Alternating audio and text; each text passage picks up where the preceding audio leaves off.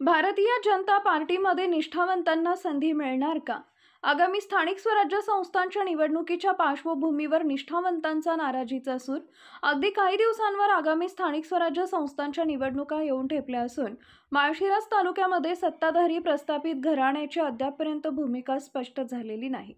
माळशिरस तालुक्यामध्ये गेल्या किती वर्षांपासून भारतीय जनता पार्टीमध्ये सक्रिय व पक्षाबरोबर एकनिष्ठ असलेले उमरे दहिगाव गावचे भारतीय जनता पार्टीचे सोलापूर जिल्हा उपाध्यक्ष सोपानकाका नारनवर, गावचे अखंड भाजपाचे ज्येष्ठ नेते बाळासाहेब वावरे, भारतीय जनता पार्टी किसान मोर्चा सोलापूर जिल्हा अध्यक्ष व मुख्यमंत्री लाडकी बहीण योजनेचे माळशिरस तालुका अध्यक्ष बाळासाहेब सरगर, नातेपुते मंडळ अध्यक्ष संजय देशमुख, माजी पंचायत समिती सदस्य दत्तात्रय शेळके, राहुल मदने हे गेल्या कित्येक वर्षापासून भारतीय जनता पार्टीमध्ये सक्रिय सहभागी असून पक्षाबरोबर एकनिष्ठ आहेत.